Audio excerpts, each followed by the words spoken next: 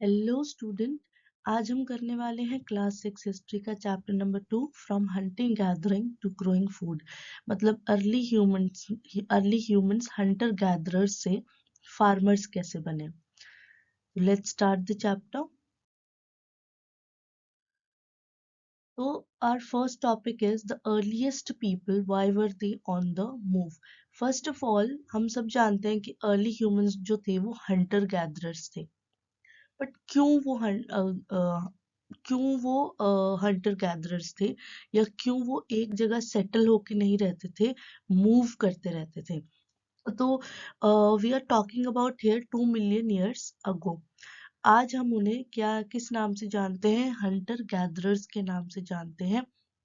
Hunter gatherers का मतलब होता है हंट करना, because they use to hunt wild animals, fish, birds, इन सबको वो हंट किया करते थे फॉर देयर क्लोथ्स और for their food. And gather करते थे वो आसपास के फॉरेस्ट से कुछ चीजें, जैसे fruits, roots, nuts, seeds, leaves, stalks, eggs etcetera. जो भी उन्हें मिल जाए, जो उन्हें लगता था कि ये खाने के लायक चीज है, they use to gather those things. वो उनको गैदर करके इकट्ठा करके रख लेते थे। और क्योंकि वो हंटिंग करते थे और सामान को गैदर करके रखते थे, इकट्ठा करके रखते थे, इसलिए उन्हें हंटर गैदरर्स के नाम से जाना जाता है।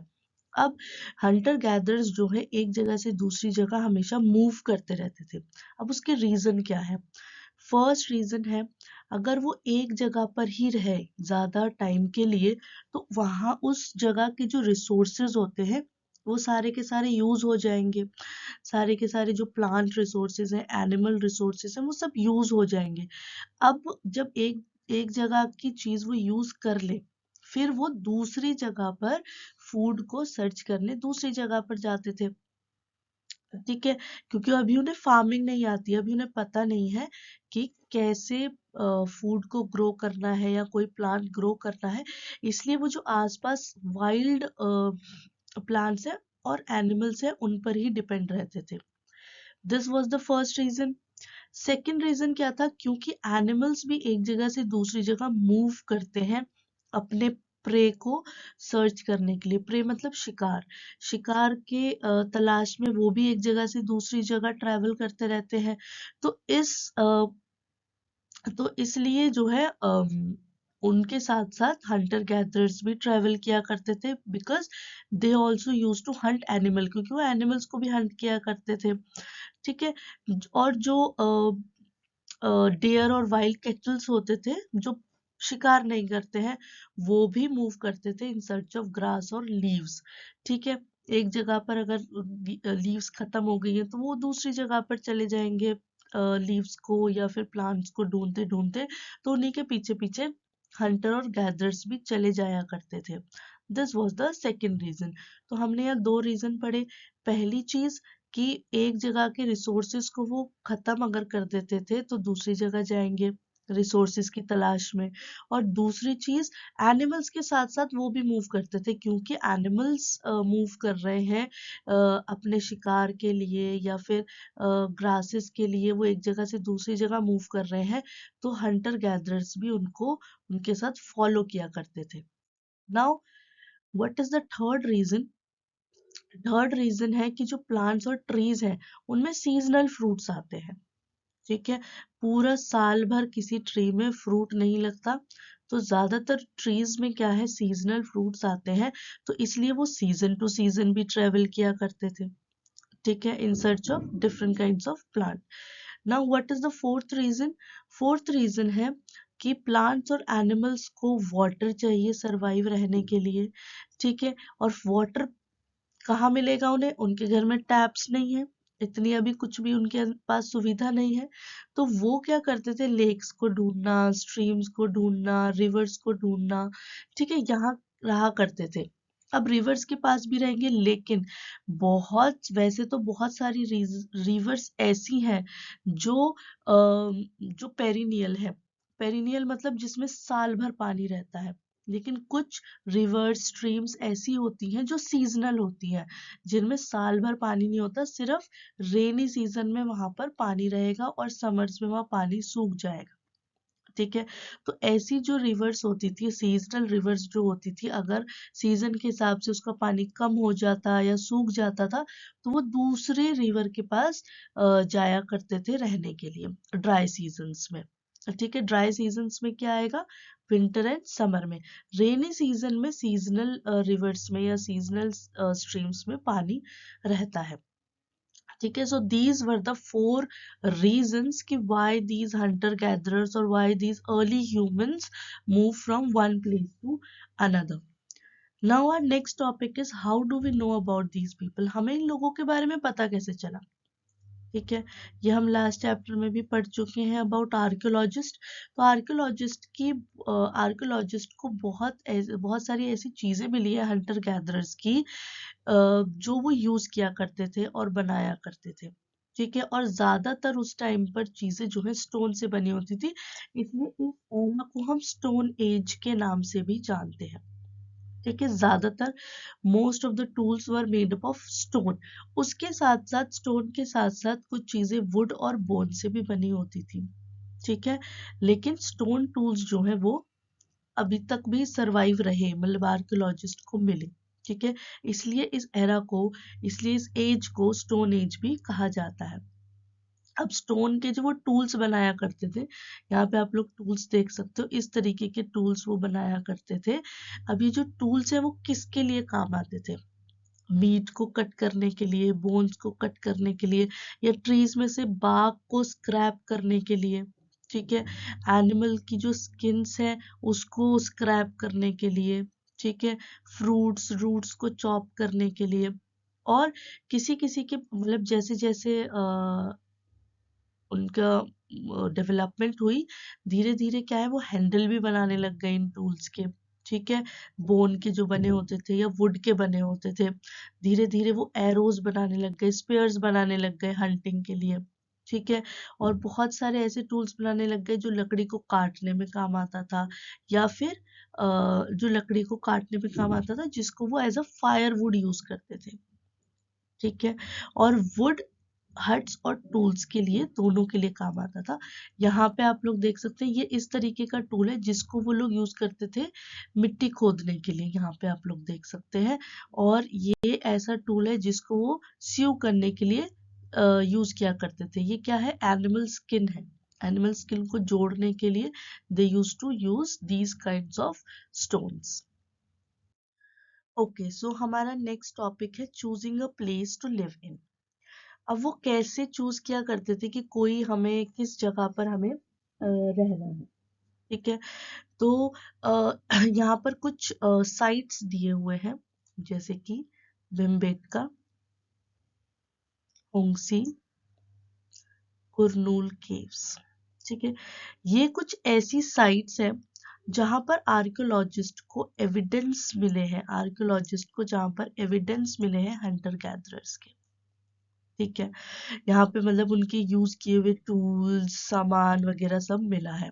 ठीक है, एंड अब यहाँ पे एक चीज हम नोटिस करेंगे कि ये जो साइट्स है ये क्या है, रिवर्स के पास है।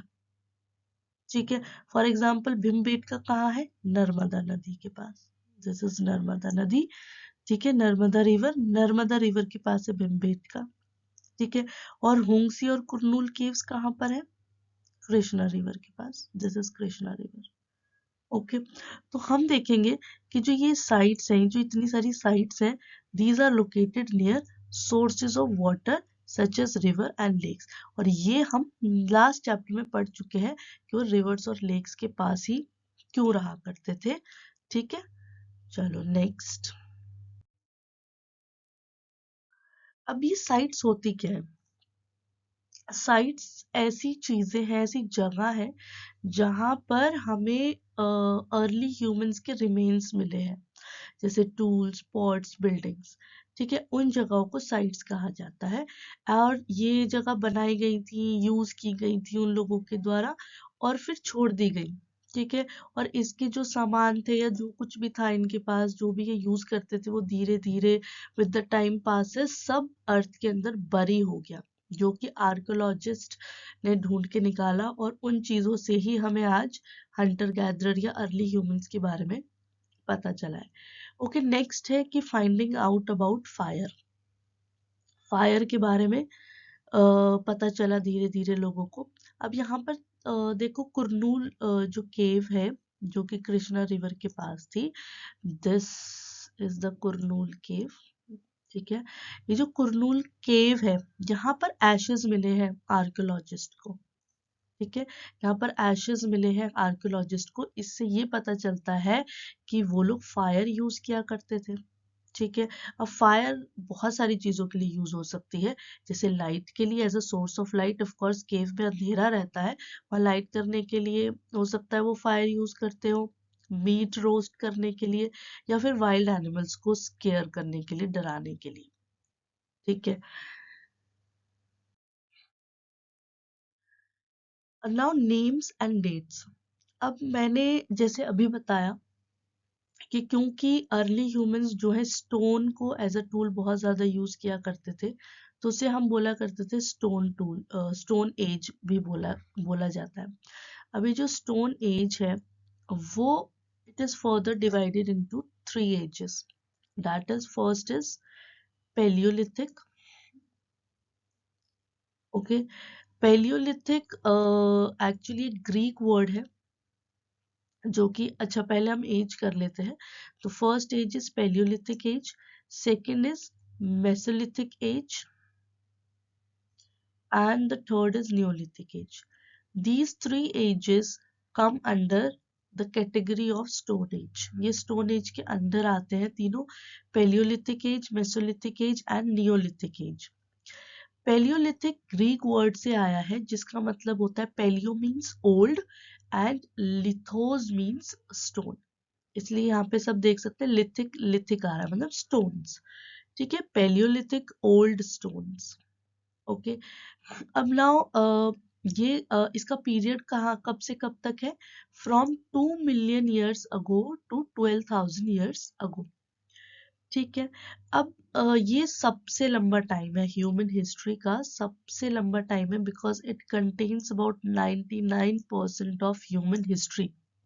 ठीक है, 99% ह्यूमन हिस्ट्री इसी के अंदर आती है, पेलियोलिथिक एज के अंदर। ठीक है, नेक्स्ट है मेसोलिथिक एज जिसका टाइम पीरियड है 12,000 ईयर्स से लेकर 10,000 ईयर्स। ओके, जिसे मिडल स्टोन भी बोला जाता है। This is paleolithic old stone, mesolithic middle stone. ठीक है, अब इसको जो है या इस पीरियड में जो हमारे टूल्स थे, पेलियोलिथिक में हमें मिलेंगे बड़े बड़े टूल्स। ठीक है, मेसोलिथिक में हमें मिलेंगे टाइनी टूल्स, छोटे छोटे टूल्स हमें मिलेंगे। उन टूल्स को इसलिए माइक्रोलिथ भी बोला जाता था, मिनी स्टोन्स, स्मॉल स्टोन्स। ठीक है, टाइनी स्टोन्स। और नेक्स्ट स्टेज है हमारी जो कि फ्रॉम अबाउट 10,000 ईयर्स अगो, इसको बोला जाता है नियोलिथिक एज। ठीक है, सो ये स्टोन एज जो है it is divided into 3 ages, paleolithic, mesolithic and neolithic. यहाँ पर एक मैंने फ्लो चार्ट बनाया हुआ है। यहाँ पर क्या है, प्री हिस्ट्री जो है एक्चुअली, जो हम प्री हिस्ट्री इस क्लास में पढ़ने वाले हैं वो 3 एजेस में डिवाइडेड है, stone age, bronze age, iron age. अभी हम स्टोन एज पढ़ रहे हैं, स्टोन एज में भी we are studying about paleolithic age. अभी हम पेलियोलिथिक एज को पढ़ रहे हैं। ठीक है, जिसे ओल्ड स्टोन एज भी बोला जाता है, मेसोलिथिक, लेट स्टोन एज या फिर मिडिल स्टोन एज के नाम से भी जाना जाता है। Then neolithic age, that is new stone age. ठीक है, अब paleolithic is also further divided into 3 parts, lower paleolithic, middle paleolithic and upper paleolithic. ठीक है, अभी आपके चैप्टर में नहीं है but just for the knowledge. So this was the part 1 for chapter number 2. We will continue this chapter in part 2. If you like this channel, please subscribe it. Thank you.